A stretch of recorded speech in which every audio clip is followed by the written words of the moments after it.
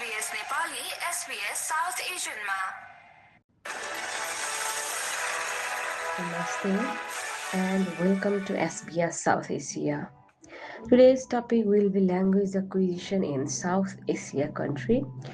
We are pleased to have Dharma from Jeolla, who was born in Surkhet, Nepal, join us on our program today. Namaste. Thank you so much for having me. It's very exciting to share my story on SPS Nepali. You grew up speaking Nepali as your first language. So, can you tell us how you learned it and what those early experiences were like? Okay, yeah. For me, learning Nepali didn't involve any classes or texts. My mom, grandpa, my family, my cousin, my neighbors were the one who taught me the language without even realizing it. It sounds interesting. Let's dive into the story.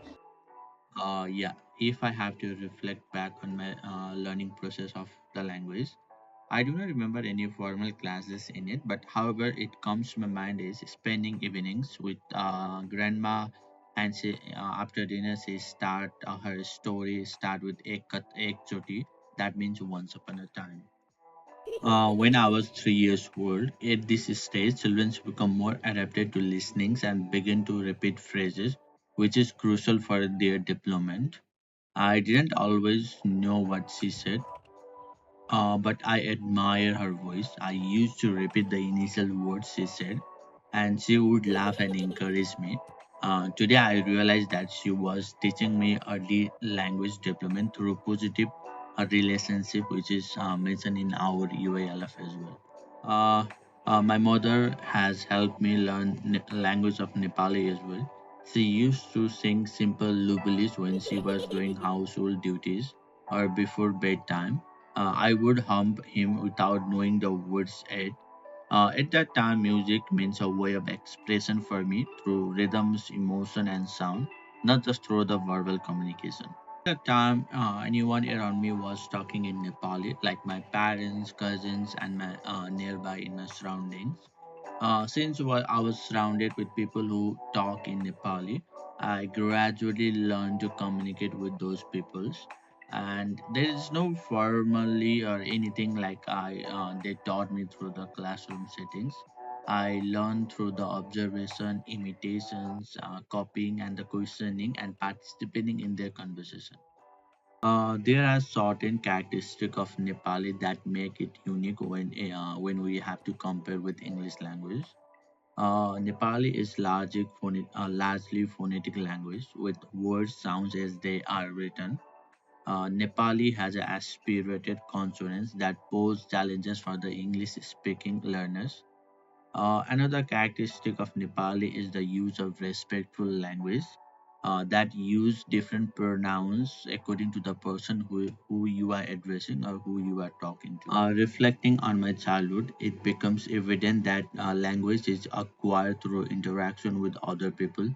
I would have never learned Nepali on my own. My parents responded me, used repetitions, made corrections in a gentle manner and motivate me to speak Nepali. Playing with my cousins allow me to practice communication naturally. Festivals such as the Saitya taught me to learn songs, prayers, and stories which were incorporated in learning of language. This is what ULF emphasizes, learning through relationship and culture.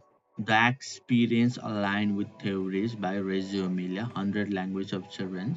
Even before I learned how to speak properly, I already use facial recognitions, gestures, songs, imaginary play, and body language to convey my feelings and ideas.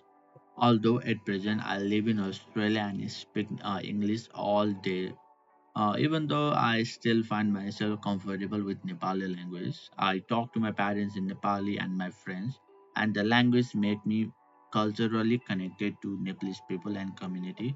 At times, I speak both language and, of course, Nepali is my favorite. As a future teacher, I will constantly remind me of importance of children's first language. For now on, I wouldn't see it as a hinder, but rather as an asset. EYLF emphasizes teachers to appreciate the identity of every child both linguistically and culturally.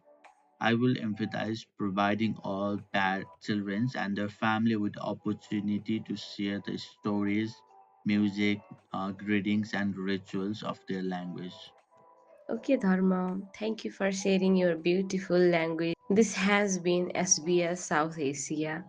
Until next time, namaste. Namaste. Thank you.